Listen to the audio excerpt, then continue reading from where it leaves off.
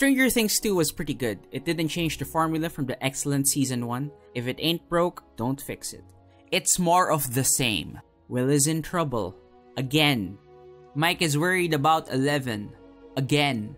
Mike is worried about Will. Again. Jonathan wants to fuck Nancy. Again. He actually does it this time though. That was the pullout. Joyce is worried about Will. I am going to bring him home! Again. Can a single person in this room tell me what is wrong with my boy? Steve gets the shit kicked out of him. Again. Steve gets his baseball bat. You get it now, right? That's not all, though. There was the Demogorgon from Stranger Things, and now in the sequel, we got Demo Dogs. And there's a lot of them, and they got some sort of hive mind controlling them, some sort of queen. Wait, what? Oh, fuck me! Add new likable characters and new unlikable characters. It's like medium fries to large fries. So with that statement alone, you can judge if you like Stranger Things 2 or not. And you know what? I like this shit. Again, like the first Stranger Things, we got 3 plot threads. The Will plot, where we have the adults with Mike checking on Will's growing trauma from the upside down, seeing illusions that are, spoilers, real. The teen angst plot. This is bullshit. Where we got Jonathan and Nancy trying to bring down Hawkins' lab in order to avenge Barb's death. And we got the other kids and Steve plot, where Dustin has a pet lizard thing. Spoilers, it's evil. No shit. Why would you think, what? And he manages to drag Steve along to defend him. And you know what? I like their relationship. It's like an adopted big bro taking care of his slightly socially maladjusted little brother. Steve Harrison? Alright, let's go. And he becomes a babysitter after this bitch broke his heart. Steve. It's okay, Nancy. Carry on my wayward son. There'll be peace when you are done. We also got Maxine. I like Max. She has a developed arc from an angsty aloof girl to a warmer and gentler character. Well, not that gentle. Screw you. I actually had an issue with this part, like her big brother Billy is beating up Steve and the other kids aren't really doing anything. I think they've earned enough XP from the first game to actually react to this fight. But her resolving this part fits her arc. She's been psychologically beaten by her brother and she was the best character that could have stopped him. Like, if any other character would have stopped the brother, it would be anticlimactic. Speaking of anti, the brother has an anti-arc. Like, by this point in the first season, Steve has really accepted that he's a jerk and he steps up and saves the day. But Billy is still an irredeemable piece of shit by the end of the series. And like the first season, all plot points converge at the end, except for one episode. Oh boy. I think episode 7 of this season was a good idea that was poorly executed. I think it is good to expand on the patients that were in Hawkins' lab, not just 11. Maybe there were other kids there that have also escaped and are doing whatever they can with the powers they have to survive. And Kali was one of these kids. It's just that I don't think that this fits the season. And I think the creators of the show know this. The Duffer Brothers defended the 7th episode of the season in several articles that came out at the same time. It's important for Ross and I to try stuff and not feel we're doing the same thing over and over again. It's almost like doing a whole little other pilot episode in the middle of your season, which is kind of a crazy thing to do. But it was really fun to write and cast and work on. If you guys don't know what a pilot is, I'll let Jules explain it to you. Well, the way they pick TV shows is they make one show. That show's called a pilot. Then they show that one show to the people who pick shows. And on the strength of that one show, they decide if they want to make more shows. Some get chosen and become television programs. Some don't. Become nothing. You know what you're admitting? You're admitting that it's sort of out of place. Whole little other pilot means that you are doing another show.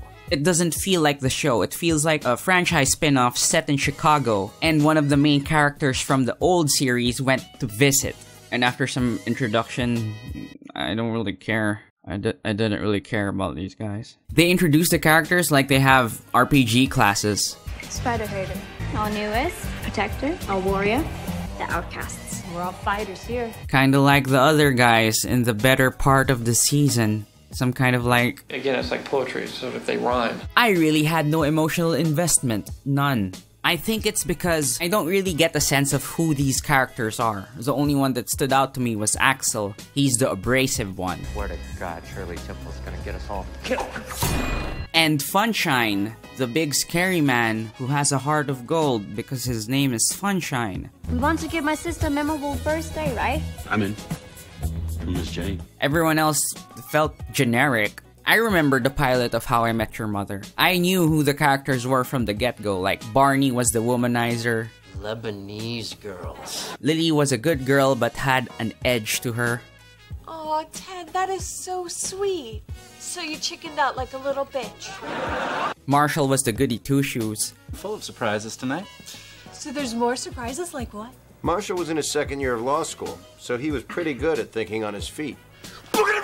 And Ted was the romantic, chasing after Robin, the love interest. Giving me enough information about your cast makes me give a shit about what's happening in the plot.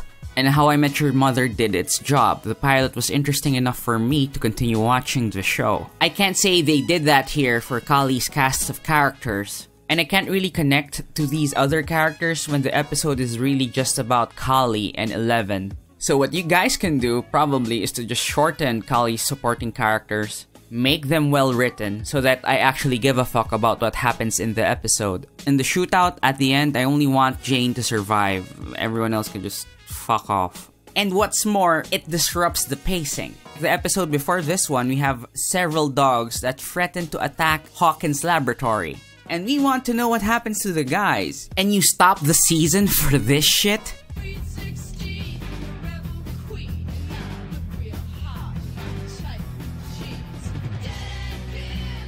For what fucking purpose? The guys continue their defense, but Eleven's journey kind of fell apart, like the ending didn't work without it. So I was like, whether this works or not, we need this building block here or the whole show is going to collapse. It's not going to end well. The Mind Flayer is going to take over Hawkins. I didn't want her to just magically save the day. Just like Luke Skywalker, she needed to go off on her own and learn something about herself. What did she learn about herself? That she's not an asshole? The moral dilemma that was given to Eleven by Kali was to kill this guy who's related to Hawkins' laboratory, who made their lives miserable. He does defend himself, he does say that he was just doing his job, all that shit, but it's a real conundrum. And Eleven has to make the right decision, but that question has already been answered. What is the first season of Stranger Things?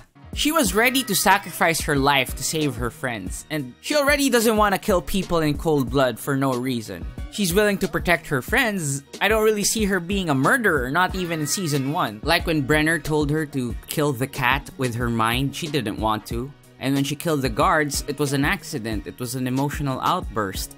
So when she decides not to kill this guy, you can imagine my shock.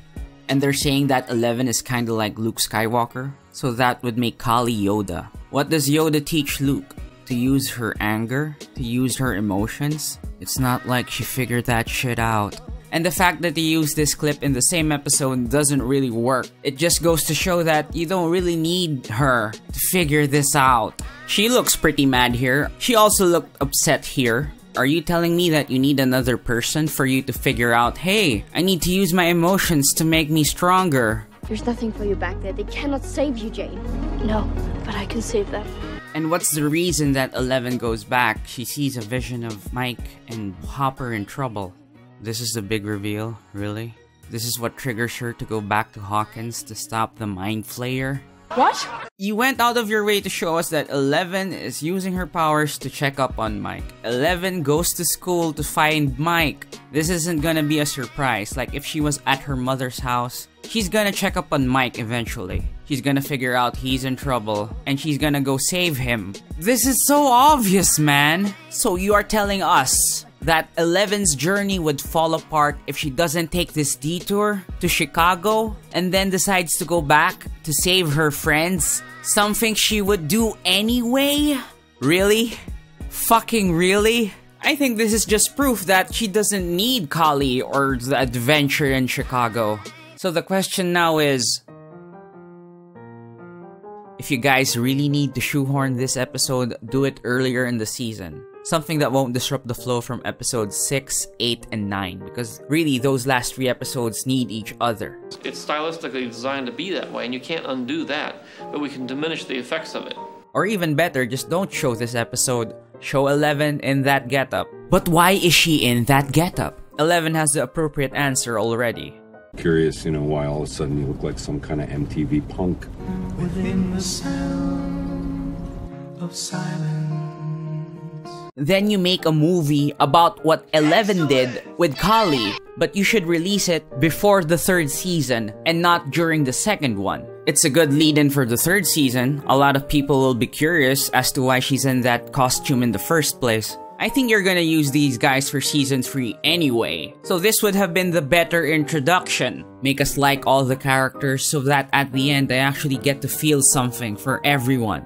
To sum up, I think it's a good idea to expand your story, as long as you do it well. And I think I have shown that it's not done so well in this show. I think they could do better. The number of bad episodes is 1/9. That's not a lot. It's like you could skip this and you'd be fine.